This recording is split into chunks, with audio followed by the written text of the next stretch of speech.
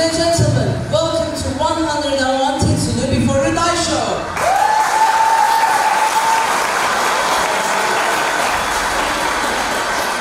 Do you have a bucket list? Here, in our show, every week we interview different people and ask about their goals they want to achieve, dreams they want to fulfill, and life experiences they wish to do before they die. Our today's topic is English and everything related to English. This was a wish of someone we interviewed in our last program. One of the wishes he made was learning English and visiting England. Considering this, we will have a wonderful show today.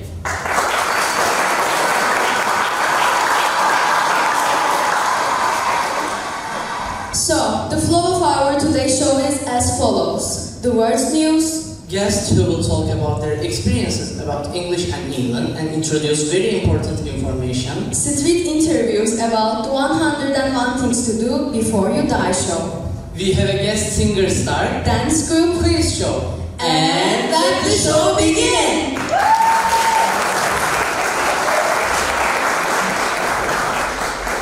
And here's the news.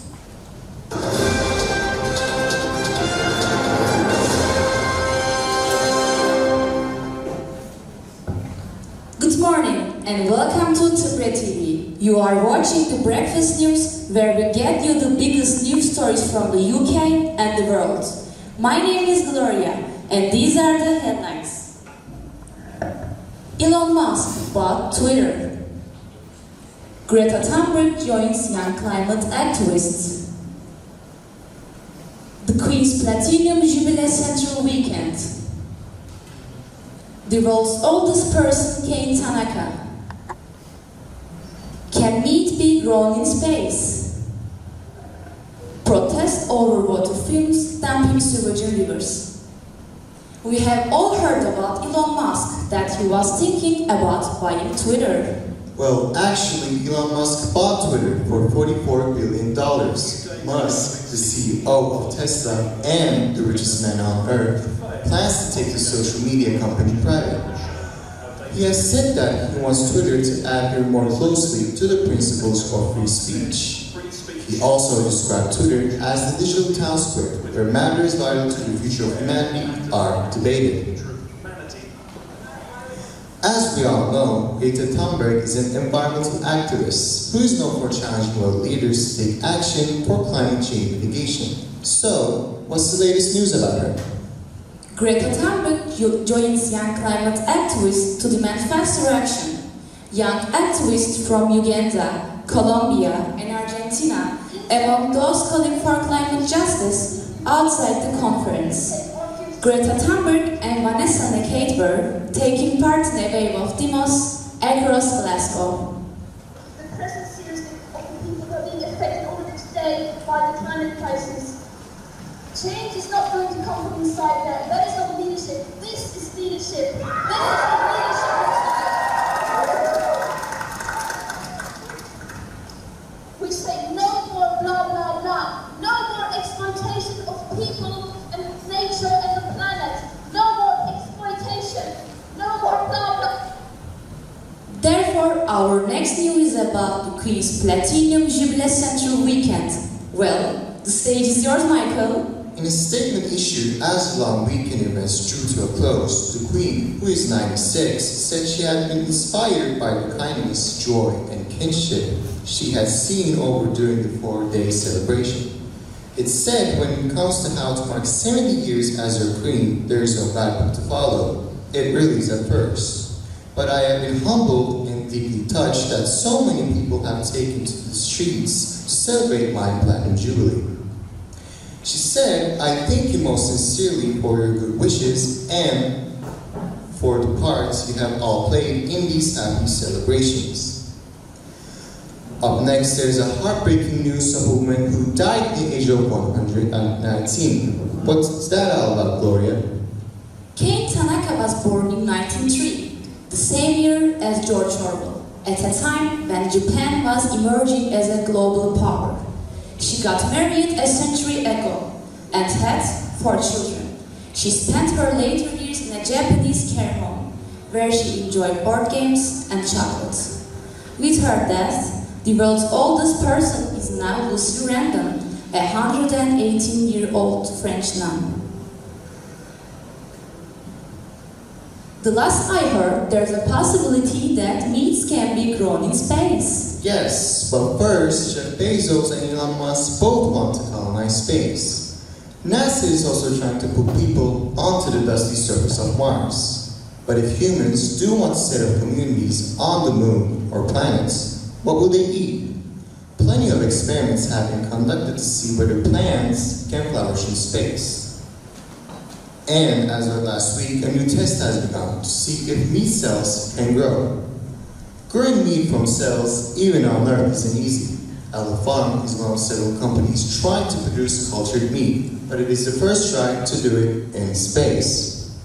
Near the end, I want to present protest over water films dumping sewage in rivers. Thousands of people have taken to rivers and waterways to protest against water companies dumping sewage in them. The day of action in Manningtree, Essex, white swimmers marched and dressed up in a mermaid costume by the river's tour. This was Tribune News. Thanks for listening And goodbye.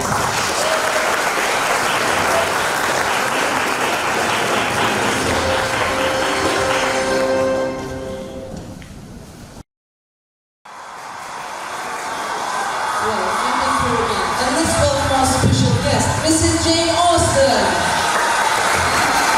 Miss Elizabeth Jones, Mr. Peter Parker.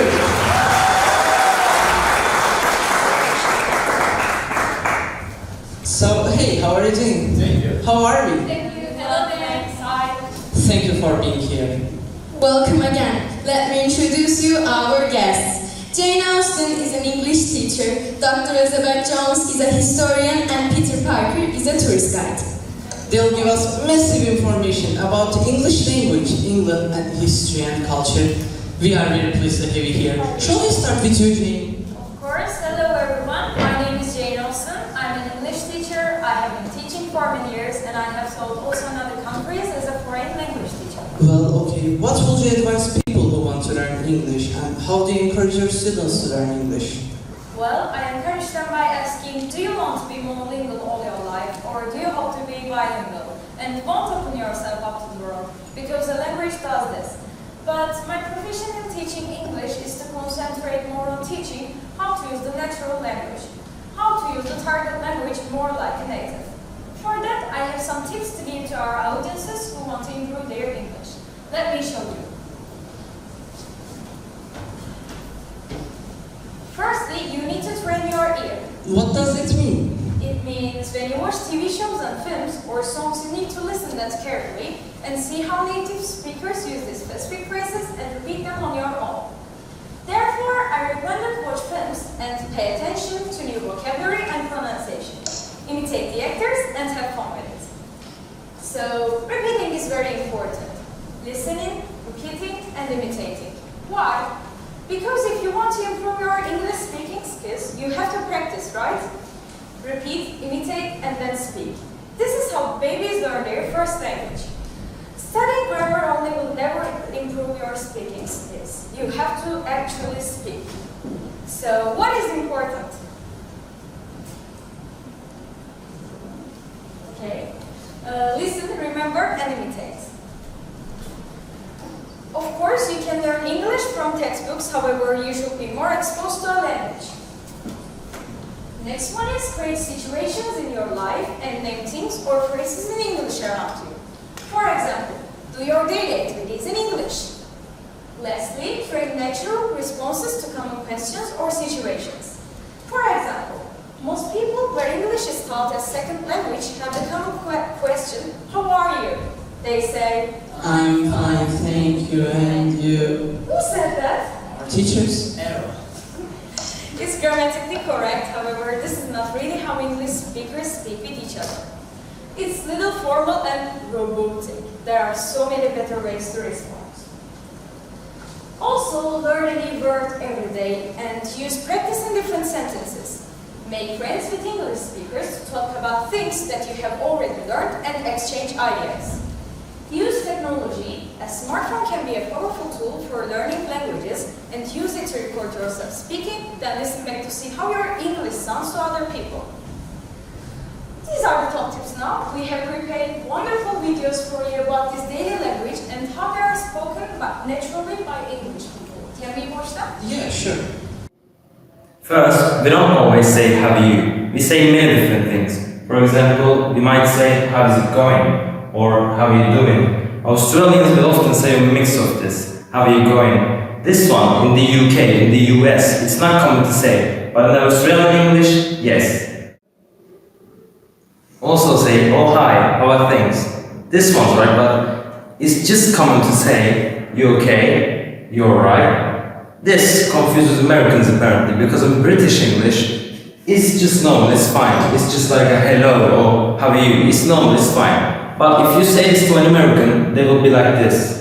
You're asking, oh, are you sad? But for British people, it's just normal, it's fine. But remember, I said pay close attention to something bad happened. If something bad happened to your friend, first, the intonation. The intonation is changed. Listen, you alright? You see the up and down thing? You okay? You see the intonation goes up and down there.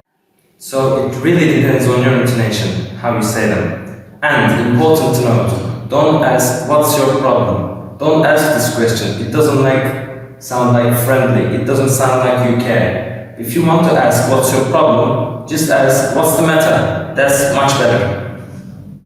So for British people, it's very common, if you're just normal to great, to start your answer with yeah. For example, yeah, good. You? Yeah, I'm great. Other responses can be, yeah, I'm good. I'm pretty good. Yeah, doing well. And yeah, can't complain. Because we're British, we don't do emotions. I'm joking, but as we are British, we don't typically talk about how great we are. We don't do that. I also hear so, don't say this, never say this. In my life, no one has ever said this. Oh, I forgot probably the most important one. I'm alright. This might be the most common one, but you need to know that it's a bit more British. Are you alright? Yeah, I'm alright. You alright? Yeah, I'm good. So, how are you doing? Hello! Welcome to Everyday English with Ceci. There's a question that we use every day while having a conversation with the people around us. And that question is, how are you? It may sound like it is a normal question or a question that we have to use to start a conversation. But how are you is a question that we don't really expect an answer to. So in this video, I'm gonna give you some alternative questions that you can use instead of how are you. I will give examples of casual, formal, and fun ways of asking how are you. Alternative number 1 is, how are you doing? You reply to this question by saying, I'm doing well, thanks. You might hear some people respond with, I'm doing good, but that's grammatically incorrect. When responding to a how are you doing type of question, you do well or you are good. If you say, I'm doing good, it could mean that you are doing a charity work or you are doing something positive. Alternative number 2 is, what is going on? A very common answer to this question is, nothing much or not much at all. Alternative number 3 is, what's up? Traditionally very American, but now used much more in Britain. Alternative number 4 is, how are things going? It's very general. It's a great one to use if you can't quite remember what someone's been doing for work or in their personal life. It's very non-specific. Alternative number 5 is, how have you been? It's asking, what have you been up to and how have life has been for you from a certain point in time. You can answer this question by saying, good, could be better, never been better, not good. Now, some formal ways to ask are, number 1 is, how are things coming along? This implies that there's some sort of progress to be made. Maybe you're working on a project or you've got a big job going. Number 2 is, how's everything coming together? This implies that maybe there were some problems at the beginning, but now everything is coming together nicely. As a good response, you could say, oh, everything is coming together nicely, thank you. Now, here are some fun ways to ask. Number 1 is howdy. It is very American. It's basically a shortened down version of how do you do. How do you do? How do you do? How do you do? Howdy. Number 2 is how's it hanging? Again, it's very American, but it's kind of came over to the UK because they watch a lot of American TV shows and movies there. That was all. I hope you enjoyed watching this video. Bye!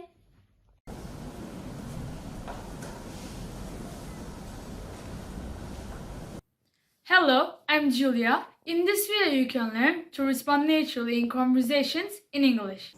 Hello, I'm Liz. When you're speaking a second language, you often need to concentrate on understanding what the other person is saying. This means you might forget to respond naturally, but natural responses are important to keep your conversation going, and also to show the other person that you care about what they are saying. When someone telling you a story, it's important to show interest what they are saying. First, let's see what not to do. The other day, I met up with an old friend from high school. It was great to catch up with him. He has such an interesting life. At the moment, he is working in an orangutan sanctuary in Borneo.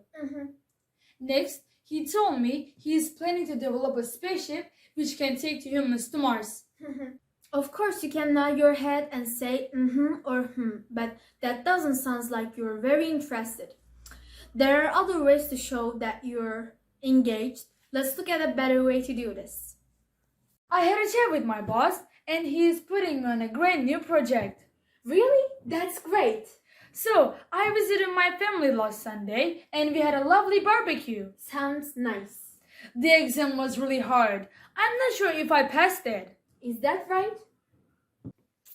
Of course, you can't be interested in everything someone's saying to you, but it's still helpful to show that you're listening and you understand what the other person is saying. Some situations need stronger responses. For example, if you hear something surprising. My sister broke up with her boyfriend. Seriously? Yeah, it turned out he was seeing someone else. You must be joking. It was her best friend. No way! Now, it's time for you to practice. We also have many other free English lessons which you can watch and learn from. Thanks for watching. See you next time!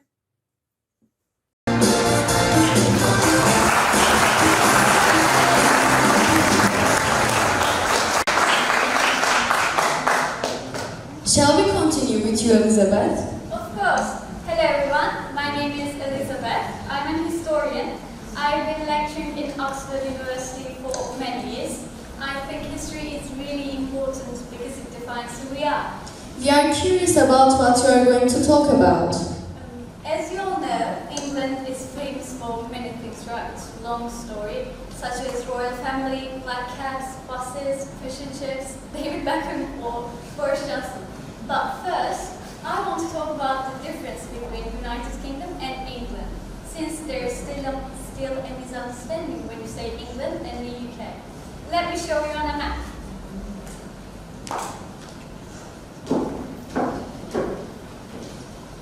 They are totally two different things. The United Kingdom refers to the political union between England, Wales, Scotland and Northern Ireland. The UK is a sovereign state, but the nations are countries in their own right. England, on the other hand, is a country that is part of the United Kingdom. It is the largest and most populous nation in the UK. Wow, not everyone does know the difference. Today, after the general information, we want to focus on the little known things too. Can you give some little known and funny facts, maybe some localish things about England throughout history? You have our ears. Well, I will be very happy to mention some funny and interesting facts about this history, because it can be sometimes boring to teach the same things, you know. Anyways, let me start with my favorites. The Tower of London has had many famous inhabitants, but arguably the most famous are the six-legged ravens. Charles II wrote a royal decree which said that if any of the birds flew away, then the kingdom would fall. These days, they clip the raven's wings to make it impossible. Are they seriously trying to do this? Yes. Let me continue. I think you all know that the Brits invented the first adhesive postage stamp used in a public postal system back in 1840. But be careful when you use stamps, because it's a criminal offense to stick a postage stamp to an envelope upside down. Interesting, but I really didn't know this. Did you? Another thing that comes to mind about England is the royal family. Monarchy is the oldest form of government in the United Kingdom. Elizabeth II is the longest reigning monarch in British history. On the other hand, Prime Minister of the United Kingdom, currently Boris Johnson, is the head of government. As it is understood, they love royal families, and undoubtedly, they should have the honor of having the oldest palace in the world. Windsor Castle is the oldest and largest inhabited castle in the world. Interesting. Are there any more? Did you know who owns all the swans in Great Britain? Yes, I know. Yes, the Queen. To go with this unusual title is the census that takes place on Thames each year in July, called Swan Upping. They count the swans one by one. Census for swans? Yeah. Thank you, Elizabeth, for your great information. You're welcome. And now, after some serious topics, we have a dance show.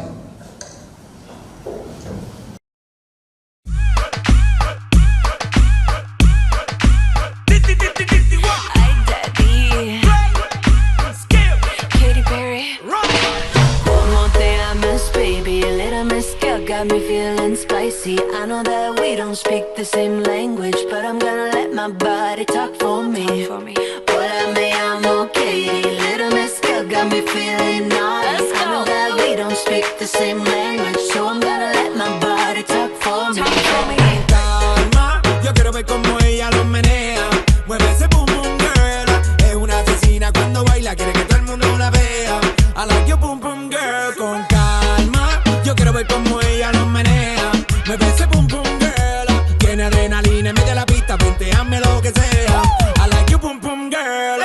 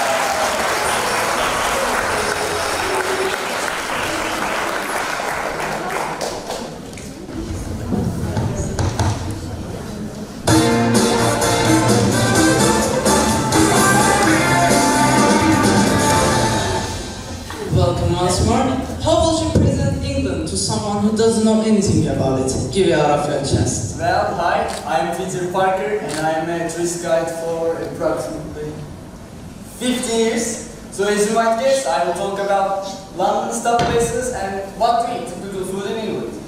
That will be amazing. I hope you mention Sherlock Holmes places too, since I see many students here among the spectators. Can I have an applause for that?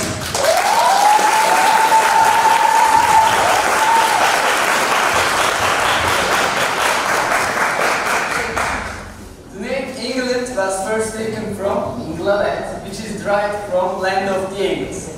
The Angles were a Germanic tribe that resided in England during the early Middle Ages. Currently, population of England is 53 million, most of which is located around London.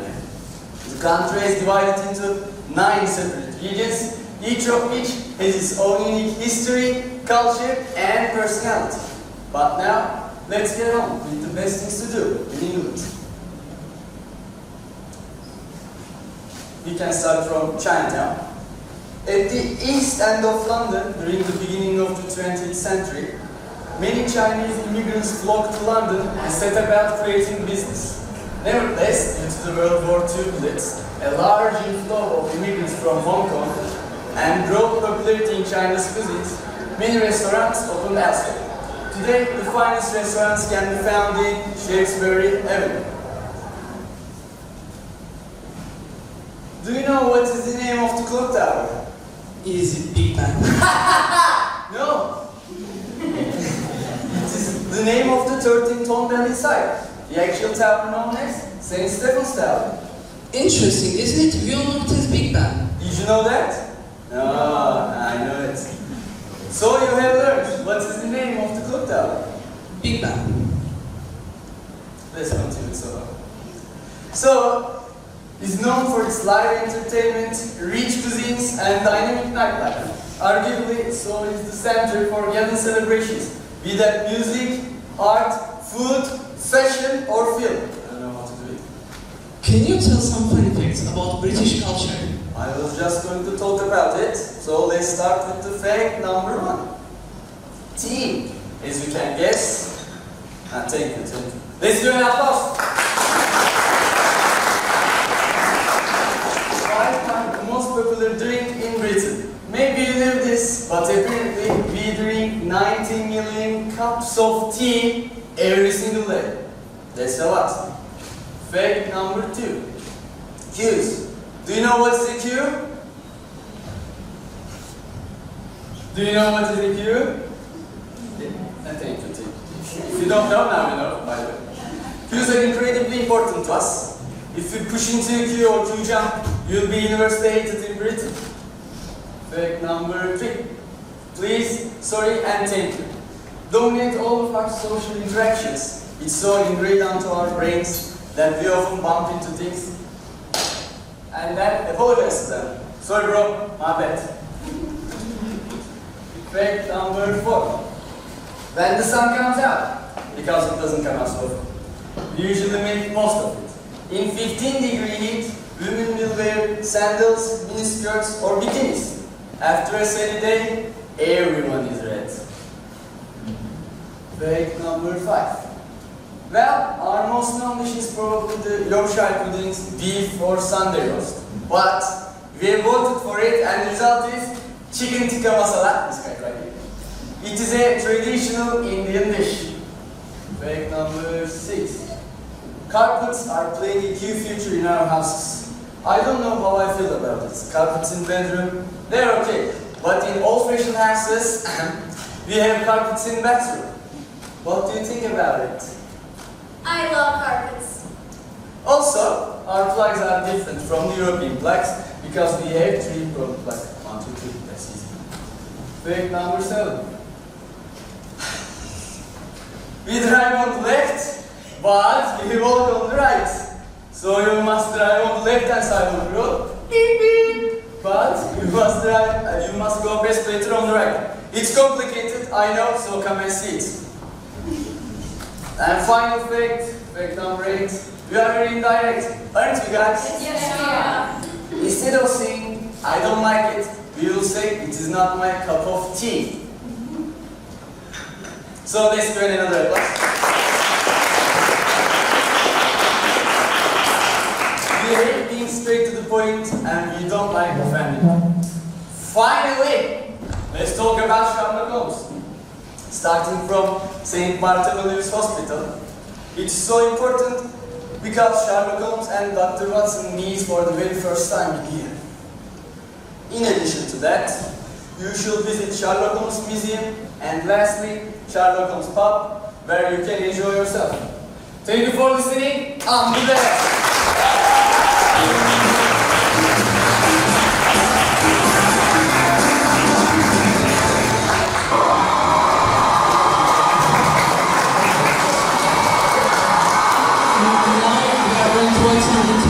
Maybe to random people who guessed about 101 show and what their wishes would be before they die. Let's watch.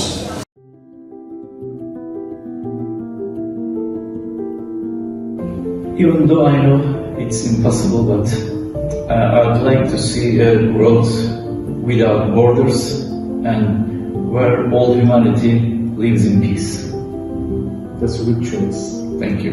You're welcome.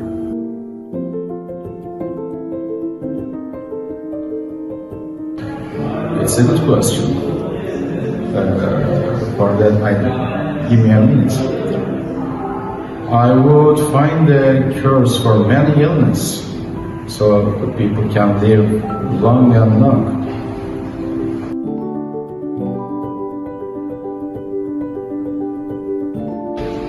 That's an interesting question. So I wish for all my students to love the chemistry.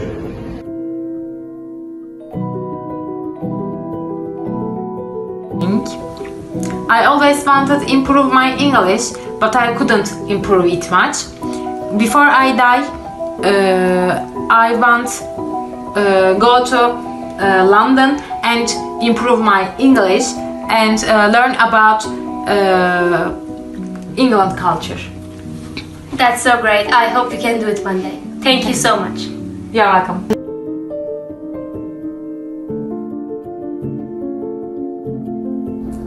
What would I do before I die? Many things come to my mind actually.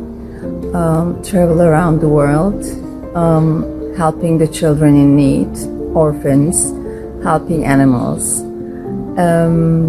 make the world a better place. However, these are real things I still maybe can achieve until I die. So, a real challenging thing, a real challenging wish that I would make would be traveling to the past with a time machine.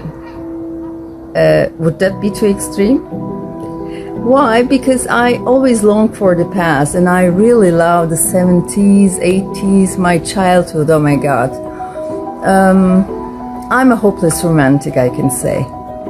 I would travel to the past, to the 70s, and sing 70s songs, ABBA.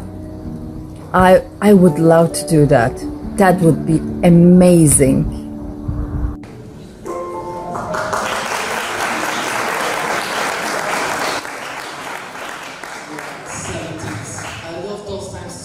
Musically, 1970s was a decade of great variety, and ABBA, one of the most popular and successful pop group of the 1970s.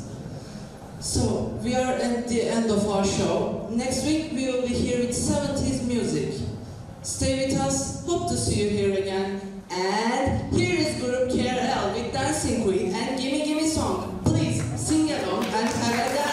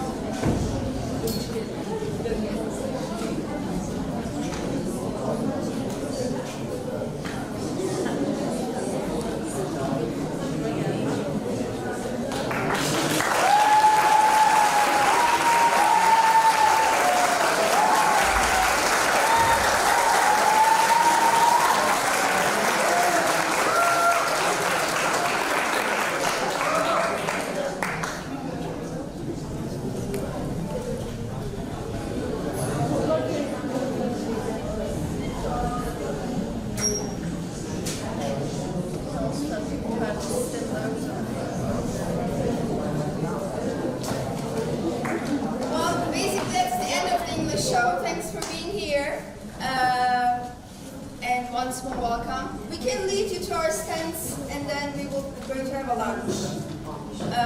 Did you enjoy? Yeah.